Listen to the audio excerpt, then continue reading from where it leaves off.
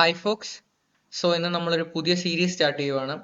ഞാൻ എല്ലാം കൂടെ ഒരു വീഡിയോയിൽ തന്നെ കംപ്രൈസ് ചെയ്യാൻ നോക്കാം. എന്നിട്ട് നമുക്ക് ഭാവിയിൽ ഫർദർ എക്സാമ്പിൾസ് ഈ ഒരു സീരീസിനെ ഞാൻ ഈ പഠിപ്പിച്ച രീതിയിൽ നമ്മൾ വേറെ എക്സാമ്പിൾസ് കാണുമ്പോൾ എക്സാമ്പിൾസ് ഞാൻ കവർ ചെയ്തിട്ട് ഈ ഒരു പ്ലേലിസ്റ്റിലേക്ക് ആഡ് ചെയ്യുന്നതായിരിക്കും. ആസ് ഓഫ് നൗ ഞാനിത് ഒരു വീഡിയോയിൽ കംപ്ലീറ്റ് ചെയ്യുവാണ്.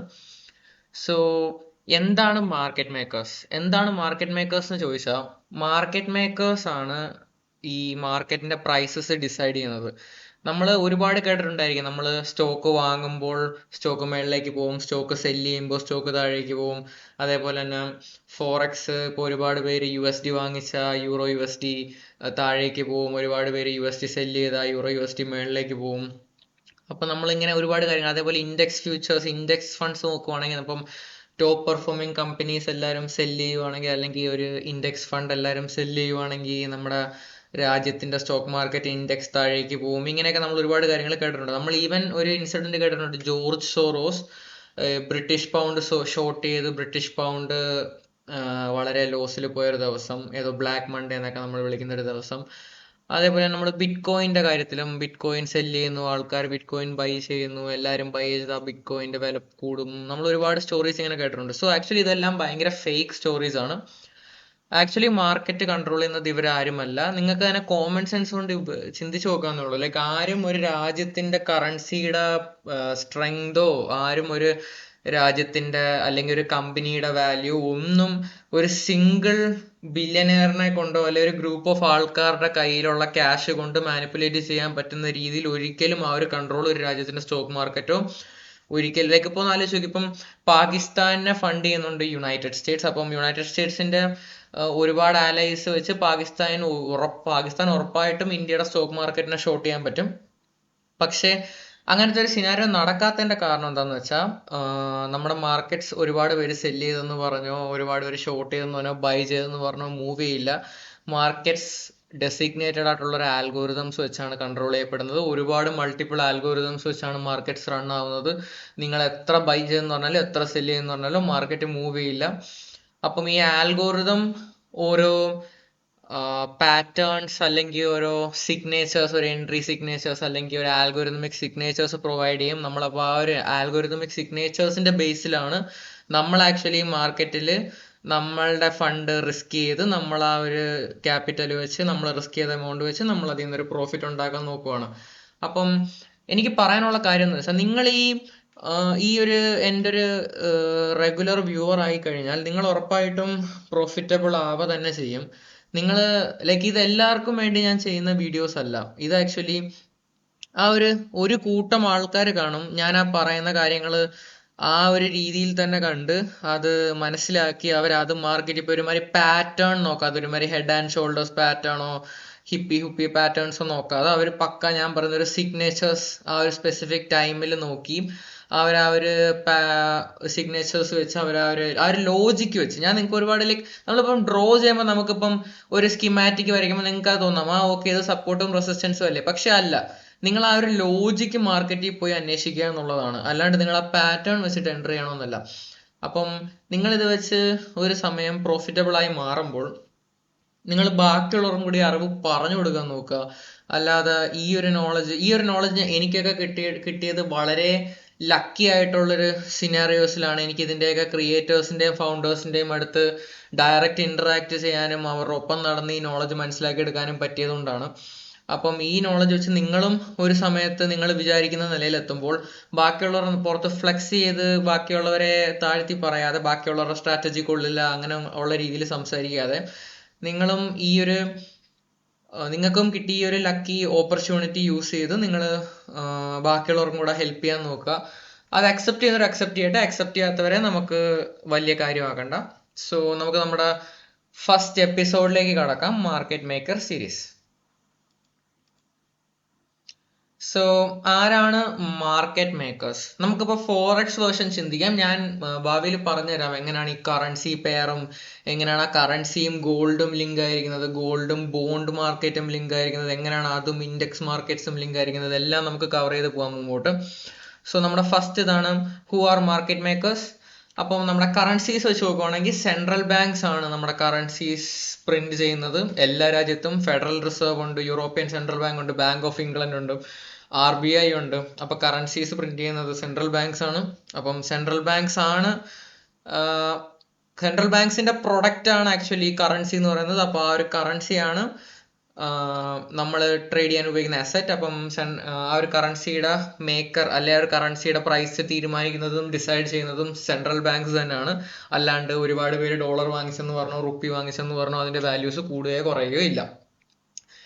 അപ്പം ഇവര് മാനുവലിയും ഇത് കൺട്രോൾ ചെയ്യാറുണ്ട്, ഓട്ടോണോമസ്ലിയും കൺട്രോൾ ചെയ്യാറുണ്ട്. Manually controlling in the sense നമുക്ക് ഓരോ ന്യൂസിന്റെ ഇപ്പം ടാരിഫ് എന്നും പറഞ്ഞിട്ട് ഒരു കാര്യം പറയും. എന്നിട്ട് ടാരിഫിന്റെ ബേസിൽ അവർ ഉറപ്പായിട്ടും ആ ഒരു ടാരിഫ് എന്ന് പറഞ്ഞ ന്യൂസ് എന്ന് വെച്ചാൽ ടാരിഫ് ഒരു പാനിക് സിറ്റുവേഷൻ ക്രിയേറ്റ് ചെയ്യുകയാണ്. അപ്പം ടാരിഫ് അവർ അനൗൺസ് ചെയ്യുന്നു നമ്മുടെ കൺട്രിക്ക് എതിരാണ്, നമ്മൾ മാർക്കറ്റിൽ നോക്കുമ്പോൾ ഓക്കെ മാർക്കറ്റ്സ് താഴോട്ട് പോകുന്നു, അതൊരു സിനാരിയോ ആണ്. ആ ഒരു ടാരിഫ് എന്ന് കേൾക്കുമ്പോൾ എൻ്റെ മൈൻഡിൽ വരുന്നത് ഓക്കെ ഇതൊരു മാനിപ്പുലേഷൻ ആണ്, ഇതൊരു സെൻട്രൽ ബാങ്ക് ലെവൽ മാനിപ്പുലേഷൻ ആണ്. സോ ഞാൻ എന്താ ചെയ്യേണ്ടതെന്ന് വെച്ചാൽ ഈ ഒരു സെൻട്രൽ ബാങ്ക് ലെവൽ മാനിപ്പുലേഷനിൽ ഞാനിപ്പോൾ എൻ്റെ ഐഡിയാസിന് എതിരായിട്ട് ചിന്തിക്കണം. നോക്കുമ്പോൾ മാനിപ്പുലേഷൻ കഴിഞ്ഞാൽ അടുത്ത് വരാൻ പോകുന്നത് എക്സ്പാൻഷൻ ആണ്. So consultation, manipulation, expansion. നമുക്കപ്പോൾ മാനിപ്പുലേഷൻ കാണുമ്പോൾ നിങ്ങളുടെ മൈൻഡിൽ ആക്ച്വലി ഉണ്ടാവേണ്ടത് ഒരു ഹാപ്പിനെസ് ആണ്.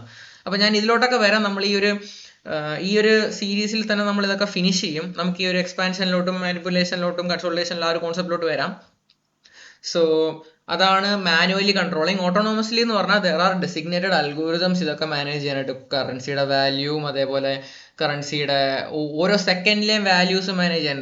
അൽഗോരിതംസ് എന്ന് വെച്ചാൽ ഓരോ മാത്തമാറ്റിക്കൽ അല്ലെ ഓരോ കമ്പ്യൂട്ടർ ബേസ്ഡ് ഫങ്ഷൻസ് ആണ്. ആ ഫങ്ഷൻസിൽ 2 ഇൻപുട്സ് ആണ് വരുന്നത്. ആ 2 ഇൻപുട്സ്, ഇത് ഞാൻ കുറച്ച് ടെക്നിക്കൽ ലെവലിലേക്ക് ഇറങ്ങി സംസാരിക്കുകയാണ്. 2 ഇൻപുട്സ് എന്ന് പറയുന്നത് ഒന്ന് പ്രൈസും ഒന്ന് ടൈമും. മൂന്നാമത്തെ ഒരു ഇൻപുട്ട് എനിക്ക് തോന്നുന്നു റെഫറൻസ് പോയിന്റ് ആണ്, ഒരു പ്രീവിയസ് ടൈം ഒരു പ്രൈസിന്റെ reference point. So multiple algorithms ആണ് കൺട്രോൾ ചെയ്യുന്നത്. ഇതെല്ലാത്തിനും ഒരു പാരന്റ് ആൽഗോരിതം ഉള്ളതാണ് ഫീൽ ചെയ്യുന്നത്. ഏത് ആൽഗോരിതം എന്നെ ടൈമിൽ വർക്ക് ആവണമെന്ന് ആ പാരന്റ് ആൽഗോരിതം ആണ് തീരുമാനിക്കുന്നത്. Even real world events like ന്യൂസസും ഇതിൽ ഇൻവോൾവ് ആവുന്നുണ്ട്. അതാണ് ഞാൻ പറഞ്ഞ മാനുവൽ മാനിപ്പുലേഷൻ. സോ പിന്നെ നമ്മൾ കേട്ടുവരുന്നത് ഞാൻ പറഞ്ഞ 4ാമത്തെ പോയിന്റ്, ഇൻവെസ്റ്റ്മെന്റ് ബാങ്കേഴ്സും ബ്രോക്കേഴ്സും ഒരിക്കലും പ്രൈസ് മാനിപ്പുലേറ്റ് ചെയ്യാൻ പറ്റത്തില്ല. ഇപ്പം കുറെ ഡമ്മി മാർക്കറ്റ്സ് ഉണ്ട്. ഇപ്പൊ സെറോദ, അപ്സ്റ്റോക്സ് എന്നൊക്കെ പറയുന്നത് സീരിയസ് ആയിട്ടുള്ള ബ്രോക്കേഴ്സ് ആണ്. അല്ലാതെ കുറെ ഡമ്മി ബ്രോക്കേഴ്സ് ഉണ്ട്. ഇപ്പം എക്സിനസ് എന്ന് പറയുന്നത് XM360 എന്നൊക്കെ പറഞ്ഞപ്പോൾ കുറെ കൊച്ചു ബ്രോക്കേഴ്സ്, ഫേക്ക് ബ്രോക്കേഴ്സ് ഇറങ്ങിയിട്ടുണ്ട്. അപ്പം അവര് നിങ്ങളെ മുമ്പിൽ കാണിക്കുന്ന മാർക്കറ്റ് എന്ന് പറഞ്ഞാൽ അവരുടെ തന്നെ സോഫ്റ്റ്വെയറിൽ കാണിക്കുന്ന മാർക്കറ്റാണ്. അപ്പോൾ ആ ഒരു മാർക്കറ്റ് അവർക്ക് അതിന്റെ പ്രൈസ് മാനിപ്പുലേറ്റ് ചെയ്യാൻ പറ്റും. പക്ഷേ അത് റിയൽ ഫോറക്സ് മാർക്കറ്റിലോ റിയൽ ഇൻഡെക്സ് മാർക്കറ്റിലോ അത് റിഫ്ലക്റ്റ് ആവില്ല. കാരണം അവർക്കിലേക്ക് ഇവർ സ്കാമേഴ്സ് ആണ് ആക്ച്വലി. അതുകൊണ്ട് നിങ്ങൾക്കത് ബാധിക്കപ്പെടത്തില്ല. പക്ഷേ ഇവരല്ല ശരിക്കും പ്രൈസ് കൺട്രോൾ ചെയ്യുന്നതും. സോ നമുക്ക് ഇതിനകത്ത് ഇപ്പൊ ചെയ്യാൻ പറ്റുന്നത് വെച്ചാൽ നമുക്ക് ഈ ആൽഗോരിതമാണല്ലോ പ്രൈസ് ഡെലിവർ ചെയ്യുന്നത്. അപ്പൊ ഈ ആൽഗോരിതം എക്സാക്ട്ലി എങ്ങനെയാണ് നമുക്ക് പ്രൈസ് നമ്മുടെ മുമ്പിൽ ഡെലിവർ ചെയ്യുന്നത്, നമുക്കത് എങ്ങനെ മനസ്സിലാക്കാം, ആ ആൽഗോരിതം ചിന്തിക്കുന്ന കണക്ക് എങ്ങനെ ചിന്തിക്കാം, നമുക്ക് അതിൽ നിന്ന് എങ്ങനെ കാശ് ഉണ്ടാക്കാം, അത് മാത്രമാണ് നമ്മുടെ ഈ ഒരു സീരീസ് എന്നല്ല ഈ ഒരു ചാനലിന്റെ തന്നെ ഉദ്ദേശം. മാക്സിമം ആർക്കൊക്കെ മനസ്സിലാവുന്നവർക്കൊക്കെ മനസ്സിലാവട്ടെ. കേരളത്തിൽ ഇന്നേ വരെ ഇത് ആരും ചെയ്തിട്ടില്ല. സോ നമുക്കത് മുന്നോട്ട് പോവാം. അപ്പം അവസാനത്തെ പോയിന്റ് എടുത്തു പറയാനുള്ളത്, സെൻട്രൽ ബാങ്ക്സ് ആണ് പ്രൈസ് ഡെലിവർ ചെയ്യുന്നത്. സപ്ലൈ ആൻഡ് ഡിമാൻഡിലല്ല ഈ പ്രൈസ് റൺ ആവുന്നത്. ആരൊക്കെ എന്തൊക്കെ പറഞ്ഞാലും ഇത് സപ്ലൈ ആൻഡ് ഡിമാൻഡിലല്ല റൺ ആവുന്നത്. നിങ്ങൾക്ക് ജസ്റ്റ് ഒരു കോമൺ സെൻസ് ചിന്തിച്ചാൽ മതി. അമേരിക്ക പാകിസ്ഥാനെ ബാക്കപ്പ് ചെയ്യുന്നുണ്ട്. അപ്പം ഉറപ്പായിട്ടും പാകിസ്ഥാനിലായിരുന്നു പണ്ട് അമേരിക്കൻ ബേസസ്, പാകിസ്ഥാനിൽ നിന്നായിരുന്നു, പാകിസ്ഥാന്റെ ഹെൽപ്പോടെയാണ് ഉസാമ ബിൻ ലാഡനെ പിടിച്ചതൊക്കെ. സോ അമേരിക്കൻ പാകിസ്ഥാനും ഭയങ്കര അലൈസ് ആണ്. സോ അമേരിക്കയുടെ ഹെൽപ്പോട് കൂടി, അമേരിക്കൻ ബില്യനേഴ്സിന്റെ ഹെൽപ്പോട് കൂടി ഉറപ്പായിട്ടും പാകിസ്ഥാൻ ഇന്ത്യയുടെ സ്റ്റോക്ക് മാർക്കറ്റ് ഷോർട്ട് ചെയ്യാൻ പറ്റുമായിരുന്നു. നമ്മളുടെ സപ്ലൈ ആൻഡ് ഡിമാൻഡ് ബേസിസിലാണ് മാർക്കറ്റ് റൺ ചെയ്തിരുന്നെങ്കിൽ. ഇതിന്റെ പുറകെ ഒരുപാട് എക്സ്പ്ലനേഷൻസ് വരും. അത് അങ്ങനെ ചെയ്യാൻ പറ്റില്ല, ഇങ്ങനെ ചെയ്യാൻ പറ്റില്ല, XYZ ഇൻവെസ്റ്റ്മെന്റിന് ക്യാപ്പിംഗ് ഉണ്ട്, കൺട്രോൾ ഉണ്ട്. ഇതെല്ലാം നമ്മുടെ മുമ്പിൽ നിന്ന് ഈ അൽഗോരിതമാണ് മാർക്കറ്റ് കൺട്രോൾ ചെയ്യുന്നതെന്നുള്ളൊരു ഫാക്ട് ഹൈഡ് ചെയ്യാൻ വേണ്ടിയിട്ടാണ്. ഞാൻ എക്സാക്ട്ലി കാണിച്ചു തരാം ഓരോ ഡീറ്റെയിൽസും. ഒരു ഹെവി ആയിട്ടുള്ള ഒരു ഇവന്റ് നടക്കുന്നതിന് മുമ്പ്, മാർക്കറ്റ് ഫോൾ ആവാൻ പ്രിപ്പയർ ആയി നിൽക്കുന്നതിന് മുമ്പ്, ഫോർ എക്സാമ്പിൾ ഇപ്പം US സുനാമി വരുന്നു എന്ന് പറയും. ലൈക്ക് സുനാമി വരുന്നു എന്ന് എല്ലാവരും അറിയുന്നതിന് മുമ്പ് തന്നെ മാർക്കറ്റ് ഒരു ഷോർട്ട് സെല്ലിങ്ങിനായിട്ട് ഉള്ളൊരു പൊസിഷനിൽ റെഡി ആയിട്ടിരിക്കും. ട്രേഡ് ചെയ്യുന്നവർക്കറിയാം ഈ മാർക്കറ്റ് ഷോർട്ടിങ്ങിൽ ടൈമിലോട്ട് എത്തുന്നതിന്റെ ഒരു 1-2 ദിവസം മുമ്പേ നമുക്ക് മനസ്സിലാവും. കാരണം ഈ ഒരു പോയിന്റ് തട്ടിയിട്ട് ഇത് റിവേഴ്സ് ആവണമെന്ന് നമ്മൾ ഓൾറെഡി ഊഹിച്ചു വെക്കും. അങ്ങനെ ഇരിക്കുമ്പോഴായിരിക്കും റിവേഴ്സ് ആവുന്നതിന് അന്നത്തെ ദിവസം തന്നെ സുനാമി അടിക്കുന്നത്. സോ ഇത് എല്ലാം കൺട്രോൾഡ് ആണ്, മാനിപ്പുലേറ്റഡ് ആണ്. ഞാനത് ചാർട്ട്സിലോട്ട് കയറുമ്പോൾ കാണിച്ചു തരാം. ഇത് ചെറിയ ഗെയിം അല്ല, this is the biggest thing in the world. So let's see. ഇത് ചെറിയൊരു കാര്യമല്ല. പിന്നെ നിങ്ങളുടെ മുമ്പ് ഈ ഒരു മാർക്കറ്റ്സ് ഈസിലി അവൈലബിൾ ആണ്. നിങ്ങൾക്ക് ഇപ്പം ജസ്റ്റ് പാൻ കാർഡ് വെച്ച് നിങ്ങൾക്ക് ട്രേഡ് ചെയ്യാൻ പറ്റും. നിങ്ങൾക്ക് ചുമ്മാ ഏതെങ്കിലും ഒരു മ്യൂച്വൽ ഫണ്ടിനെ കണ്ടാൽ നിങ്ങളുടെ ഫണ്ട് കൊടുക്കാം, ഇൻവെസ്റ്റ് ചെയ്യാം. അപ്പം ഇത് നിങ്ങളുടെ മുമ്പ് ഈസിലി അവൈലബിൾ ആണെന്നും പറഞ്ഞിട്ട് ഇത് അത്ര ഈസി ആണെന്നുള്ള, ഇതാണ് one of the most complicated thing in the world. ഇപ്പം ഞാൻ കണ്ടിട്ടുണ്ട് ഒരുപാട് പേര് ഇങ്ങനെ ആൽഗോറിതംസ് വെച്ച് ട്രേഡ് ചെയ്യുന്നു. ആൽഗോറിതംസ് അവരുടെ ട്രേഡ് എടുക്കുന്നു, 20% ഉണ്ടാക്കുന്നു, 30% ഉണ്ടാക്കുന്നു. ലൈക്ക് അങ്ങനത്തെ ഒരു ആൽഗോറിതം നിങ്ങൾക്ക് കറന്റ് അവൈലബിൾ ആണെങ്കിൽ ഹെഡ്ജ് ഫണ്ടും ഇൻവെസ്റ്റ്മെന്റ് ബാങ്ക്സും അതേപോലെ ബ്ലാക്ക് റോക്ക് പോലത്തെ ബിഗ് അസറ്റ് മാനേജേഴ്സ് എല്ലാവരും നിങ്ങളുടെ ആൽഗോറിതം ബില്യൺസ് വന്ന് വാങ്ങിക്കും. അങ്ങനെ ഒരു ആൽഗോറിതം ബിൽഡ് ചെയ്യാൻ അത്യാവശ്യം നല്ല പാടാണ്.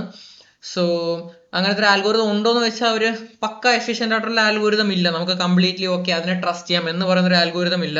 ഒരു വളരെ ചെറിയൊരു പെർസെൻറ്റേജ് ഓഫ് ഫണ്ട് കമ്പ്യൂട്ടേഴ്സിന് ട്രേഡ് ചെയ്യാനായിട്ട് ഇപ്പോഴും ലൈക്ക് അലോക്കേറ്റ് ചെയ്തിട്ടുണ്ട്. ഇപ്പോൾ ബില്യൺസ് ഓഫ് ഡോളേഴ്സ് ഒക്കെ മാനേജ് ചെയ്യുന്ന ആൾക്കാർ ഒരു വളരെ തുച്ഛമായ 100K ഒക്കെ കമ്പ്യൂട്ടേഴ്സിന് ട്രേഡ് ചെയ്യാനായിട്ട് മാറ്റി വെച്ചേക്കുന്നുണ്ട്. അല്ലാണ്ട് ഒരു മേജർ എമൗണ്ട് ഓഫ് മണി ഒരു അൽഗോരിതവും ട്രേഡ് ചെയ്യുന്നില്ല, ഒരു മേജർ മാർക്കറ്റ്സിലും ട്രേഡ് ചെയ്യുന്നില്ല.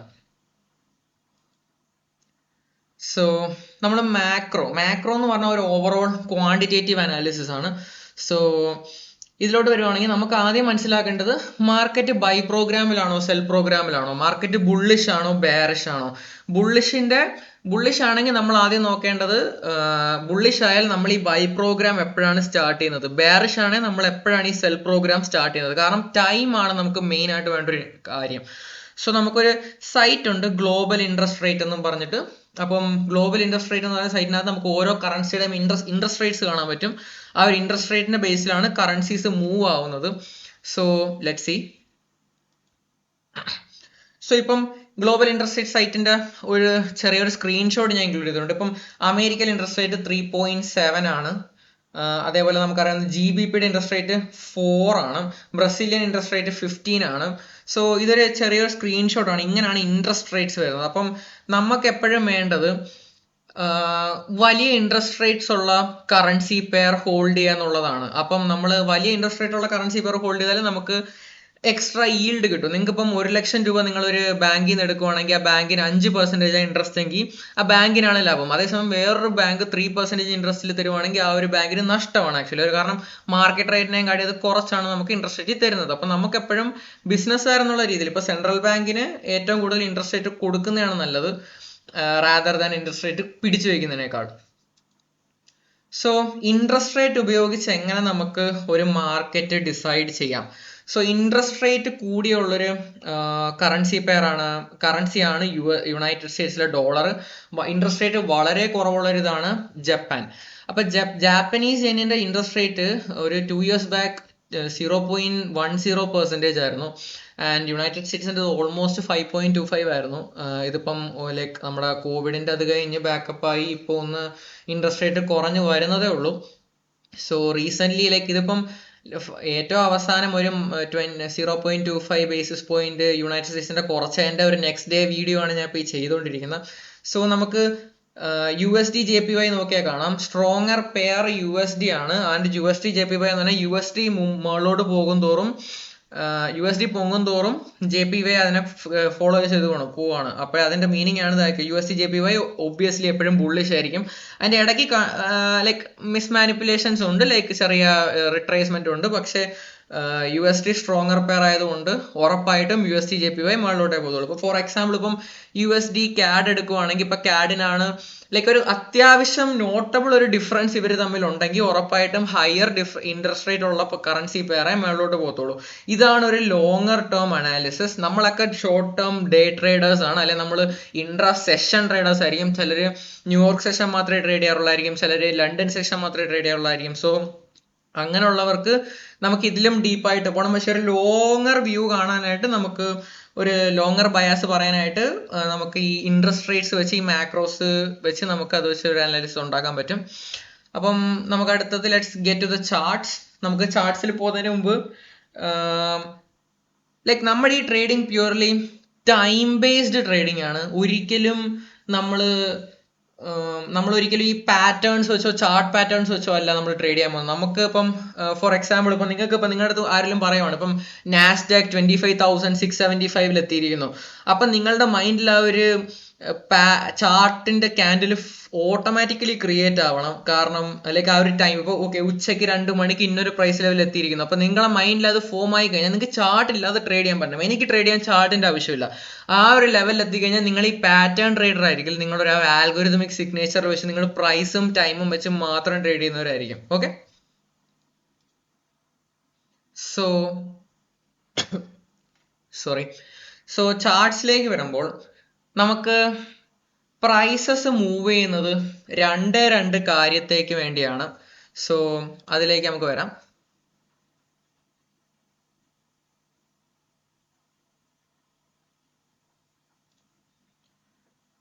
സോ ചാർട്ട്സിലേക്ക് വരുമ്പോൾ നമുക്ക് പ്രൈസ് മൂവ് ചെയ്യുന്ന രണ്ട് കാര്യത്തിലേക്കാണ്.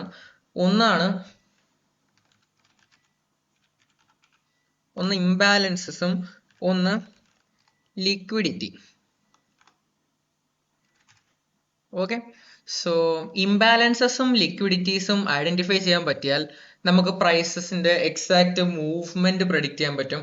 ഈ ഇംബാലൻസസും ലിക്വിഡിറ്റിയും നിങ്ങൾക്ക് ഐഡന്റിഫൈ ചെയ്യാൻ പറ്റിക്കഴിഞ്ഞാൽ നമ്മുടെ അടുത്ത മൂവ്മെന്റ് ആണ് AMD അണ്ടർസ്റ്റാൻഡ് ചെയ്യുക. AMD എന്ന് പറഞ്ഞാൽ അക്യുമുലേഷൻ മാനിപ്പുലേഷൻ ഡിസ്ട്രിബ്യൂഷൻ. നമുക്ക് അതിലോട്ട് വരാം, അതൊരു ഫർദർ ടോപ്പിക് ആണ്. ഇത് കണ്ടു കഴിഞ്ഞാൽ നമുക്ക് അടുത്ത ഇതെന്ന് വെച്ചാൽ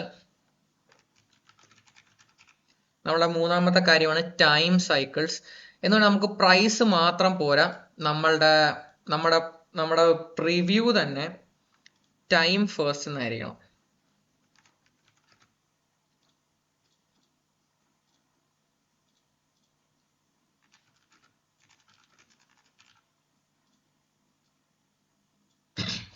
സോ നമ്മുടെ പ്രിവ്യൂ തന്നെ ടൈം ദെൻ പ്രൈസ്. നമുക്ക് ഒരു സ്പെസിഫിക് ടൈമിൽ പ്രൈസിന്റെ ഇന്ന മൂവ്മെന്റ് അതാണ് നമുക്ക് നോക്കാനുള്ളത്. അപ്പൊ നമ്മളിപ്പം ഇവിടെ എടുത്തു വെച്ചിരിക്കുന്നത് GBP/USD, ഒരു ബ്യൂട്ടിഫുൾ പെയറാണ് GBP/USD. GBP/USDയുടെ ഒരു ലോങ് ടേം ചാർട്ടാണ്. നമ്മളപ്പം ഈ ഇൻട്രാഡേ ട്രേഡിങ്ങിന് മുമ്പ് നമ്മൾ ആദ്യം ചെയ്യേണ്ടത് എന്താന്ന് വെച്ചാൽ നമുക്കൊരു വീക്ക്ലി അനാലിസിസ് വേണം. നമുക്ക് വീക്ക്ലി അനാലിസിസിൽ വീക്ക്ലി ബയാസ് ഡിസൈഡ് ചെയ്തിരിക്കണം, ഡെയിലി ബയാസ് ഡിസൈഡ് ചെയ്യണം, അതേപോലെ തന്നെ നമുക്ക് 4 ഹവറിന്റെ ബയാസ് ഡിസൈഡ് ചെയ്യണം, 1 ഹവർ ചാർട്ട് ഓപ്പൺ ആയിരിക്കണം, 15 മിനിറ്റിന്റെ PDRAS വെച്ചാണ് 1 മിനിറ്റിൽ ട്രേഡ് എൻട്രി എടുക്കുന്നത്.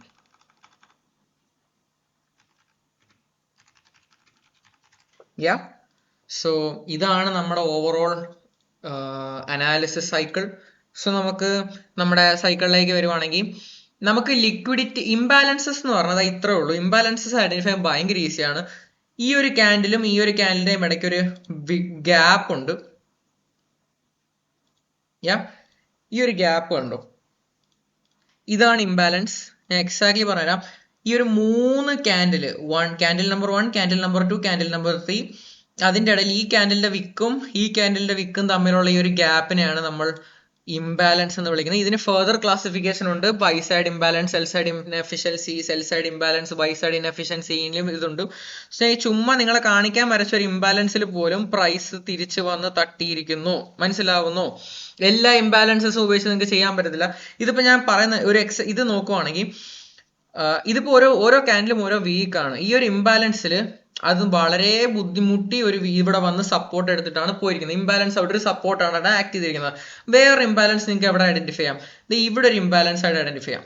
ഓക്കെ, ഇവിടെ ഒരു ഇംബാലൻസ് ഉണ്ട്. അപ്പൊ നിങ്ങൾക്ക് ചോദിക്കാം ഇത് ഒരു ഇംബാലൻസ് അല്ലേ എന്ന് ചോദിക്കാം. ഉറപ്പായിട്ടും ഇതും ഒരു ഇംബാലൻസ് ആണ്. ഓക്കെ, അപ്പം ഇത് 2 ഇംബാലൻസിൽ ഏത് ഇംബാലൻസ് എടുക്കുന്നു വെച്ചാൽ നമുക്ക് ഇങ്ങനെ 2 ക്യാൻഡിൽ അടുപ്പിച്ച് ഇങ്ങനെ ഒരു വിക്കും ഇല്ലാതെ ഒരു ഇംബാലൻസ് ഫോം ആവുകയാണെങ്കിൽ നമ്മൾ ഇതിനെ സിംഗിൾ ഇംബാലൻസ് ആയിട്ടാണ് കൺസിഡർ ചെയ്യുന്നത്.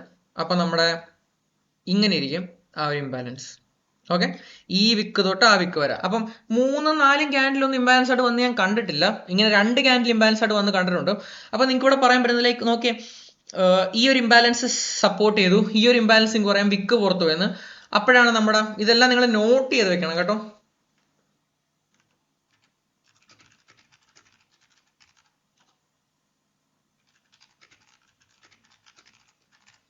ഓക്കെ, വിക്സ് ആണ് ഡാമേജ് നടത്തുന്നത്. Body tells the story. ഈ ഒരു ഇംബാലൻസ് ഈ ബോഡി നിൽക്കുന്നുണ്ടോ? ബോഡി പുറത്തു പോയിട്ടില്ല. ഈ ഒരു ഇംബാലൻസ് ഈ ബോഡി നിൽക്കുന്നുണ്ടോ? ബോഡി പുറത്തു പോയിട്ടില്ല. So wicks do the damage, body tells the story. Wicks do the damage എന്ന് പറഞ്ഞാൽ നിങ്ങൾക്കത് ഞാൻ കുറച്ചുകൂടെ എലാബറേറ്റ് ചെയ്യാനാണെങ്കിൽ വിക്കിന്റെ യൂസ് എന്ന് പറഞ്ഞാൽ ഇപ്പൊ നിങ്ങളുടെ സ്റ്റോപ്പ് ലോസ് കറക്റ്റ് ഈ ഒരു പോയിന്റിലാണെന്ന് വെച്ചോ. നിങ്ങളുടെ സ്റ്റോപ്പ് ലോസ് നിങ്ങൾ കറക്റ്റ് ഈ ഒരു പോയിന്റിലാണ് നിങ്ങളുടെ സ്റ്റോപ്പ് ലോസ് ഇരിക്കുന്നതെങ്കിൽ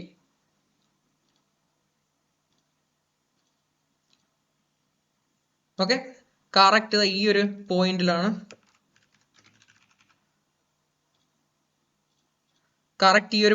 നിങ്ങളുടെ സ്റ്റോപ്പ് ലോസ് ഇരിക്കുന്നതെങ്കിൽ വിക്ക് കണ്ണ് നിങ്ങളുടെ സ്റ്റോപ്പ് ലോസ് എടുത്തു, ഡാമേജ്, അത് തിരിച്ചു പോയി. അപ്പൊ എന്ന് വെച്ചാൽ ഇതിന്റെ അർത്ഥം സ്റ്റോപ്പ് ലോസ് താക്കണമെന്നല്ല. ആ ഒരു സ്റ്റോറി നറേറ്റീവ് ഞാൻ ബിൽഡ് ചെയ്തതാണ്. സ്റ്റോപ്പ് ലോസ് വിക്കുകളാണ് സ്റ്റോപ്പ് ലോസ് എടുക്കുന്നത്, വിക്കുകളാണ് ആൾക്കാരെ ട്രേഡിൽ നിന്ന് പുറത്താക്കുന്നത്. ബോഡി ടെൽസ് സ്റ്റോറി, നമുക്ക് ട്രേഡ് എങ്ങോട്ടാണ് അല്ലെ മാർക്കറ്റ് എങ്ങോട്ടാണ് മൂവ് ചെയ്യുന്നുള്ള സ്റ്റോറി പറഞ്ഞുതരാൻ നമുക്ക് ബോഡീസ് ആണ്. സോ നമുക്ക് കുറച്ചുകൂടെ ഈ മാർക്കറ്റ് ഫുള്ള് നമുക്ക് ഞാനൊരു ഹൈ ലെവൽ പെർസ്പെക്റ്റീവിൽ പറഞ്ഞു പോവാം. ഈ മാർക്കറ്റ് ഇവിടം വരെ വന്ന് ഈ ഒരു ഗ്രീൻ ബോക്സിനെ റെസ്പെക്ട് ചെയ്തതിന് ഒരു മീനിങ് ഉണ്ട്. ഈ ഒരു പോയിന്റ് കഴിഞ്ഞ് താഴെ പോയതിന് ഒരു മീനിങ് ഉണ്ട്. ഈ ഒരു ബോക്സിന് ഇവിടുന്ന് റിവേഴ്സ് ആയതിന് ഒരു മീനിങ് ഉണ്ട്. ഈ ലൈറ്റ് ബൾബ് കത്തിച്ച് വെച്ചേക്കുന്ന ആ ഒരു പോയിന്റ്സിന് ഓരോ മീനിങ് ഉണ്ട്. ഇത് നിങ്ങൾ പഠിച്ചു കാണുന്നത് ഇതൊരു ഇംബാലൻസ് ആണ്. Wicks do the damage, body tells the story. അടുത്തൊരു ഇംബാലൻസ്, ഈക്വൽ ഹൈ, ഇതിന് ഒരു മീനിങ് ഉണ്ട്. സോ നമ്മളിപ്പോൾ ഇവിടെ പഠിക്കാൻ പോകുന്ന ആകെ രണ്ട് കാര്യമുള്ളൂ, ഇംബാലൻസസും ലിക്വിഡിറ്റീസും. സോ ഇംബാലൻസസ് നിങ്ങൾക്ക് ഇപ്പൊ മനസ്സിലായി. ഇപ്പൊ ഇവിടുത്തെ ഇംബാലൻസ് എവിടാന്ന് ചോദിച്ചാൽ ഇതൊരു വലിയൊരു ഇംബാലൻസ് ആണ്, പക്ഷെ നമുക്ക് അതിലോട്ട് വരാം. അതൊരു വലിയൊരു ഇംബാലൻസ് ആണ്, നമുക്ക് അതിലോട്ട് വരാം. So wicks to the damage, body tells sorry. So imbalances നിങ്ങൾക്ക് മനസ്സിലായി. നമുക്ക് ഫർദർ പോകും തോറും നമുക്ക് ഇംബാലൻസസിലേക്ക് ഇനിയും ഡീപ്പായിട്ട് ഇറങ്ങി പഠിക്കാം, എങ്ങനെയാണ് ഇത് ഫോം ആവുന്നതെന്നും എക്സെട്ര. നമുക്ക് അത് ഉപയോഗിച്ച് എങ്ങനെ ഒരു എൻട്രി എടുക്കാമെന്നും നമുക്ക് സ്റ്റോപ്പ് ലോസ് എങ്ങനെ പ്ലേസ് ചെയ്യാമെന്നും എല്ലാം നമുക്ക് നോക്കാം. സോ അടുത്ത നമുക്ക് ലിക്വിഡിറ്റിയിലോട്ട് നോക്കാം. ലിക്വിഡിറ്റി എന്ന് പറഞ്ഞാൽ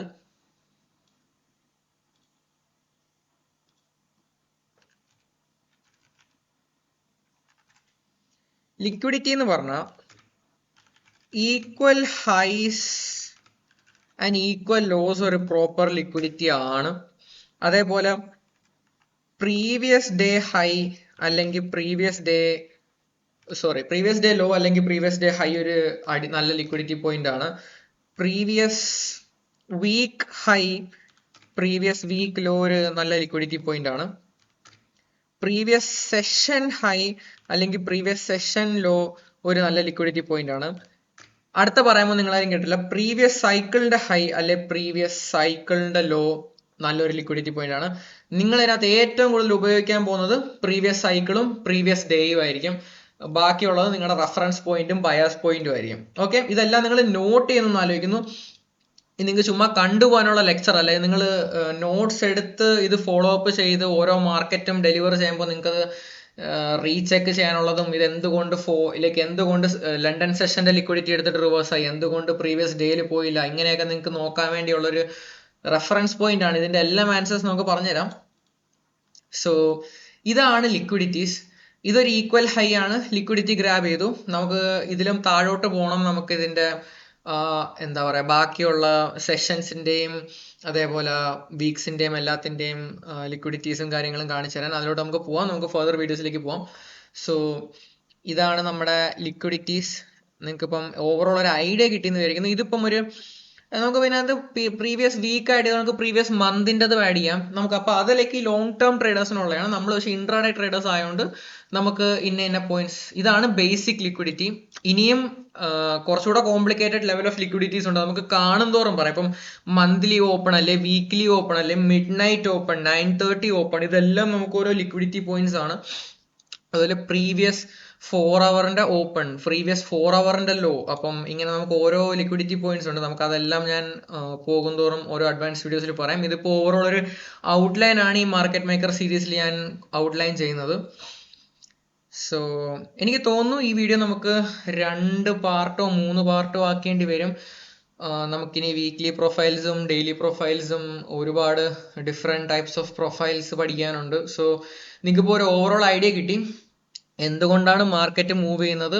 അതിൻ്റെ ആൻസർ ആണ് ഇംബാലൻസസും ലിക്വിഡിറ്റിയും. എന്തുകൊണ്ടാണ് മാർക്കറ്റ് മൂവ് ചെയ്യുന്നത്? ഇംബാലൻസസും ലിക്വിഡിറ്റിയും. മാർക്കറ്റ് മൂവ് ചെയ്യാൻ കാരണം ടൈം, ദെൻ പ്രൈസ്. ഇത്രേ ഉള്ളൂ ഇന്നത്തെ ക്ലാസ്. അടുത്ത വീഡിയോയിൽ ഞാൻ ഇനിയും ഡീറ്റെയിൽസ് ആഡ് ചെയ്യാം. So until then, trade safe, be safe, by.